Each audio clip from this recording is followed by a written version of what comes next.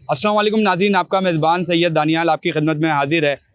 नाज़रीन, ज़हरा काज़मी केस में जो है वो सच की जीत हुई और झूठ हार गया। आज हम बात करेंगे इस केस के हवाले से। इसके अंदर जो किरदार रहा है जिब्रान नासिर साहब का, वो सबके सामने है। किस तरीके से उन्होंने मेहनत की, उसके पीछे भी जो है जिब्रान नासिर साहब के पीछे भी जो लोग हैं, एसोसिएट ऑफ जिब्रान नासिर ज़हीर हुसैन, आइए हमारे साथ मौजूद हैं। इन्होंने भी बहुत ज़्यादा मेहनत की इस केस के अंदर। आइए इनसे बात करते हैं। अस्सलाम वालेकुम जी, वालेकुम अस्सलाम वरहमतुल्लाह। ज़हीर भाई, सबसे पहले आपको मुबारक हो, आप लोगों ने जिस तरीके से मेहनत की इस केस के अंदर। कल जो है मुल्ज़िमान की जो है गिरफ्तारी भी हो गई। अच्छा, तो ये बताइएगा ज़हीर भाई, अब जो है एमएलओ के हवाले से, चालान के हवाले से आज जो हुक्मनामा जारी हुआ है, उस हवाले से आज बताइएगा। अच्छा जी, 2 चीज़ें मैं वाज़ेह कर दूँ आपके व्यूवर्स के लिए। This was not a case in its entirety, ये मुकम्मल केस नहीं था। ये बेसिकली बेल की हद तक मामला था। अभी चालान जो है वो एक्सेप्ट हुआ है। इसके बाद एक बहुत बड़ी फ़हरिस्त है, एप्लीकेशंस आनी है, प्रॉपर ट्रायल चलना है, गवाह आने, अल्टीमेटली प्रॉपर एडजुडिकेशन के बाद ट्रायल कोर्ट अगर इस नतीजे पे पहुंचती है कि ये कन्विक्ट है, तब हम कह सकते हैं कि हमारी जीत है। ये तो मैं समझता हूँ कि जो ज़ाहिरन चीज़ों को बेल के स्टेज पे एक असेसमेंट होती है, उस हद तक रखते हुए इसको बेल को जो है डिसमिस किया गया है, ज़हीर की और शबीर की बेल को। अलबत्ता हमारी जो मेडिको लीगल की एप्लीकेशन थी उसको अलाउ किया गया था और उसका डिटेल्ड ऑर्डर भी आप तमाम दोस्तों के पास आ चुका होगा, आ गया है, पब्लिक हो चुका है वो ऑर्डर। और उसमें एक क्राइटेरियन सेट किया गया है जिसके तहत जो विक्टिम है उसका मेडिकल होगा, एंड आफ्टर द मेडिकल जो भी रिज़ल्ट्स उसकी आती हैं उसका बहुत बड़ा इम्पैक्ट पड़ना है इंटायर ट्रायल के ऊपर।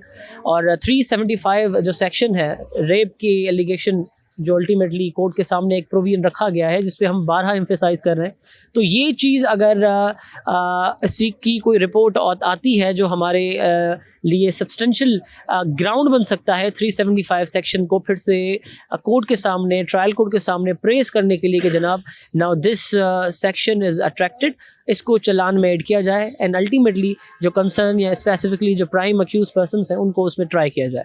ये है अभी की स्टेज। अच्छा, ये बताइएगा ज़हीर भाई, कॉलम 2 में जो है 25 मुल्ज़िमान के जो नाम थे उनको खारिज कर दिया है, क्या बना उनका? ये शायद आज के ऑर्डर में, चालान वाले ऑर्डर में आप अगर देखेंगे तो उनको वारंट्स इशू हुए हैं और उन सब को। अच्छा, एक चीज़ मैं वाज़ेह कर दूं आपके व्यूअर्स के लिए, जो खारिज कर दिए थे ना वो बेसिकली कहते हैं डिस्चार्ज करना।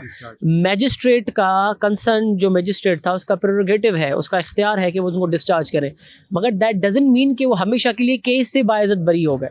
डिस्चार्ज होने वालों को फिर से वापस बुलाया जाता है और उनको वापस बुला के अब जो है वारंट्स इशू उनके हवाले से किए गए हैं, वापस आएंगे, they will be tried accordingly.